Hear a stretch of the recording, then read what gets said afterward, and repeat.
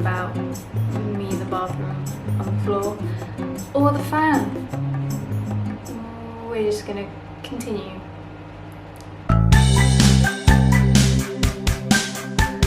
This is a really shitty small video I wanted to put together for several reasons. It's called What I've Learned in Current Adulthood, and then bear in mind I've been an adult for just 2 years, so not a lot. But I think I'm talking more so on the emotional aspect of adulthood than the physical aspect of adulthood, such as bills and boring shit that no one wants to talk about for good reason. So I have a few bullet points. I'm not just being antisocial and holding my phone, but I'm gonna go through them now, and I think it would be interesting for me to have watched this prior to turning when I turned 18. Like, I think this is more so what I wanted to hear than save your money, this is that. And if you're here for genuine advice like that, this is not the right place, I'm sorry. This is just me bullshitting for the next 10 or so minutes. Okay, anyways, the first thing is a physical thing, but I'll explain it. Buy a hard drive. Here's my thing, okay? I have several things that I do every single day. I have uni work, I have my job, which is tarot, but I also have other things like the books that I write, and I have a gazillion photos because I take photos of everything, and I'm also, I hate the word, but people want to use it, influencer on Instagram. So I have to take a billion photos, and I like doing it anyways. And I have loads of hobbies that entail me using up storage on my phone and my laptop, and I think that's very common for most people in this generation. And I tell you, a hard drive has saved my ass so many times. Oh my god, and plus I enjoy having so much space on this. I enjoy it so much, and on my laptop, because hard drives, they're quite expensive, but they're so worth it. Like, my hair looks awful, like they will take everything onto it. Like, the storage on there is incredible, so absolutely worth it. At the moment I've put about 2,000 things on there alone, and it's doing well, babes. So that's the first one, which was a really stupid one, but I thought about it today and I was like, that's a really good tip. Next one, this is something I wish someone drilled into my brain as a preteen / young teen. School doesn't matter. I'm gonna say that again. School, I'm just looking at myself in the fucking camera. School doesn't matter. And I'm being dead serious. First of all, obviously I'm talking about the UK education system. I can't really speak for any other system, but the system is awful, and so many kids are let down for countless fucking reasons. For example, my mental health was never really cared for, nor was my physical, invisible illnesses, chronic illnesses basically. And I was just a very average student, and it was destroying to my ego, it was destroying to my confidence, and I was bullied for 6 years. Literally, no one wanted to put a stop to that shit. So school is like the center of your life as a child, and it's the center of your life as a teen, and it's like everything. The second I went to uni, it felt like I had a life. It felt like life made sense, because uni has not been the center of attention like school has. I go, I do my work, I leave, and I never think about it whilst I'm at home. Whereas with secondary school, I would have to come home and do homework and this, that, and the other, and I just don't have to do that anymore. And I also have like literally one friend in uni. At the moment, I've only finished my first year, and we were in COVID times, but most of your friends when you were in secondary are in your secondary, and whereas now having like a social life completely outside of my uni is a miracle, because I'm not dependent on going there and having that aspect there as well. So yeah, school doesn't matter. And in terms of grades, in terms of qualifications, it doesn't matter how good you do. It really doesn't. I got the most average basic grades for GCSEs, which for Americans is like, it's weird because it's like we have secondary school and then we have sixth form or college, which sixth form and college are like the last few years of secondary basically / high school. So we have GCSEs to get into sixth form or college, and then after that we have university. So I was so average, not even, probably a little bit even bad in secondary. For GCSEs, I just literally, I didn't give a flying fuck. I really didn't, and thank God I didn't, because it didn't fucking matter. I didn't get the grades I wanted to get into the school I wanted to go to. I ended up going to another school, and that ended up being the biggest blessing of my life. And I made best friends with my current still best friends 3-4 years later. And then once you're in sixth form, so once you're in the next part of the education system, your GCSEs just stop mattering entirely, and no one tells you that. They explode it up to be like, oh, in 10 years time they're gonna look back at your GCSEs and be like, look at this. No, they're fucking not. They're just fucking not. Unless you want to be a teacher, none of that shit fucking matters. Especially in our generation, like for my mum, they still look at her GCSEs because she's like a part-time teacher. And that's a very different generation and a very different job to what I am doing and most people my age want to do. But no one fucking cares. That's all I'm gonna say. And then after I did my A-levels and got into uni, which by the way was very fucking easy. No one wants to say that, but it was very fucking easy. If you choose something you enjoy at A-levels were very fucking easy. I was still kind of average. I was definitely a lot better, but that was because I was doing shit I enjoyed. But if you enjoy it, you're more likely to get higher because you give a fuck. But even then, I still wasn't the best in my class at all, in any of them. And guess what? After uni, no one gives a fuck about A-levels.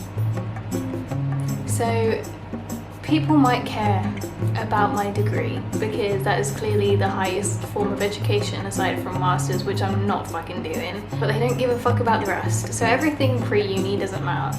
Just being average will get you by. Stop, like, just take that fucking stress off of you and stop giving a fuck, seriously. That was literally a rant to my younger self. Okay, this is an important one. Well done for speaking English. Mental health comes first. I tried so hard to prioritize my mental health when I was younger, and I thought I was doing such a good job, and then it just deteriorated even more, and I was like, okay. This is hard for so many reasons when you're younger, and it's a lot easier when you're older, but it's also still hard. I don't know. I mean, the school system, first of all, does nothing to help you usually, 9 times out of 10. And that's like, you can't pay for your own therapy at this point, clearly, because you're not an adult yet. And everything else is hard to do by yourself at that point. When you're an adult, it's much more easy to prioritize your mental health, and that's what I do. God fucking you, bro. I had three therapists at one point this year.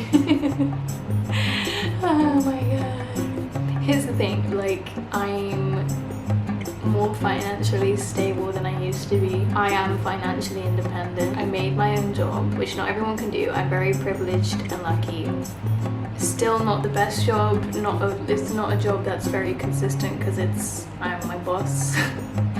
But I'm still lucky, so I am now seeing 2. I also saw a nutritionist at some point, and I was hospitalized several times last December, so that was also something I had to think about. But luckily in the UK we're not absolute assholes, and we don't have to pay for healthcare, because that probably would have cost me a fortune, but it was free. So that's another worry that you guys usually have to worry about that I don't, but it became very easy to prioritize these things, and I am also very lucky to say that I have parents who are also financially stable and give a fuck about my mental health. And I still live with them, yes, because my uni is here and I'm not gonna fucking pay for accommodation if I don't fucking need it, but it's so important. I took the second half of my whole academic year of my first year at uni off. I did the work but from home. I took it off for my mental health. I couldn't fucking do that when I was like 14, when I fucking needed it, and now I can. And that's fucking bliss. It's fucking bliss, dude. And if your uni doesn't allow that, fuck them first of all, they should fucking allow it. My uni doesn't even have like proper mental health support either, so I'm still being failed in that sense, but I'm paying for my own therapist, and so I can't really complain, can I? But seriously, it's like staying home and taking that time off was the best decision I've ever made, because I think I would have gone fucking insane. I was walking in and having panic attacks every day. Plus I was also still recovering from my hospitalizations at that point, because this was in like January. So I went from September to December, and then from January to May I didn't go in really. So it's just so important, because it just gets worse. Like it gets better but it gets worse, and that's just such a true statement in everything when it comes to adulthood. It gets better but it also gets worse, like just simultaneously. That's life. And so catering to that mental health is top tier self-care. Do it. Again, that was another little rant to little me. This is an interesting one, and I think this thought kind of is what triggered me to talk about this. But when you're younger, like friendships take a really big toll on you, and I swear to God, and they're very much prioritized, and it doesn't change, but it does change in the sense that they're not as center stage. And when you're younger, you're still finding your people, and you're so convinced when you're younger that these are your people, and it's just like, oh my God. Sometimes they are, sometimes they aren't, most of the time they aren't. But I was just thinking about how like I really found my people at 16, but didn't actually really clock that these were my people until 18. And then for the past year and a half, I've just been like ever so grateful for them in my life, and I found more people, but those are still like my main people, if that makes sense. And like everyone's story is different, everyone's friendships are different, everyone's everything is different, so you can't really take advice from someone who doesn't know your life. These are just tips. But my point was, real friends do stick around. I think it's very hard for me to have a friendship where I'm mistreated or boundaries aren't set between the both of us. Real people will stick around. And I don't think I've ever had a fight with any of my friends that were in my life. And some of them have been around since I was like 13. But the ones that my main friends are like, I don't think I've ever had a fight with any of them. This one I kind of like. Finding yourself is the best journey that lasts forever. Journeys and shit like that in life fucking suck, my dude, and they're not fun. But the one journey that does not completely suck, I swear to motherfucking Jesus, Mary and Joseph, just fuck off. Jeez. Okay, yeah, anyways, is finding yourself. But it's a hard one in the sense of like you have no idea where to fucking start, and it's not one of those journeys where it's like, oh, this will be easy, or I know where to begin and I know where I'm going, because you don't. Like, it's not with like education where you can go, I'm gonna do my BA and then I'm gonna do my masters, and then it's not like that. You can't have a plan for finding yourself. It just happens naturally, my dudes, and that's what I kind of like about it. It's fun figuring out who I am, and I think I went through like, I want to call it, what is going on with my fucking head? I want to call it a mourning period, because that's what it felt like. I felt like my younger self had died. Like I couldn't return back to who she was and what she enjoyed. Even though I still enjoyed those things, nothing felt the same. And it's so normal. Ugh, I wish I could just go back and be like, it's because you're growing up. You're gonna find new interests and do new things and still love the things that you used to love, but just in a different way, in a different light. You know, like that is what I wish I could say to her, my little younger Mimi.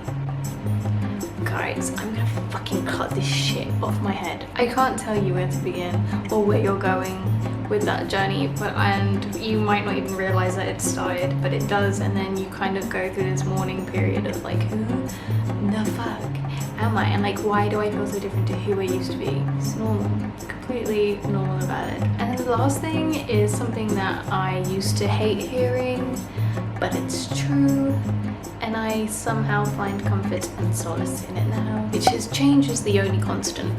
I feel like if shit stayed the same, I'd go absolutely fucking feral. I enjoy staying in my comfort zone sometimes, and I enjoy when things are great, and I hate that things change. And I don't fear or think about all the shit to come or all the good to come. I just kind of, it helps me live in the now and appreciate what I do have and what I no longer have that I didn't want anymore. So yeah, you'll find your peace with change at some point. I know for a lot of people, I know especially for people with things like autism and mental health issues, how hard change is. And it's extremely hard, and like I said, I haven't been at uni since December properly, so going back in under a month, I'm not looking forward to it. But it's also helped me appreciate, miss certain things, like the train ride there and the free time I get afterwards. Watch me drop out in a few months. Oh my god. Anyways, I need to shut the fuck up. Yeah, that's the video for today. Just a few shitty tips on things I've learned, I guess, in the past year and a half. But I'm gonna go cut my hair now because it's fucking pissing me off. I love you guys. I hope to see you in my next video, and I hope you have a great week. And if you don't, I will tell you off. If you can't tell, I really cannot get over this new camera and the quality, but also I keep looking over there because I can see my face, and I'm a Leo and I'm very self-centered. But thanks for coming to my TED Talk. Bye.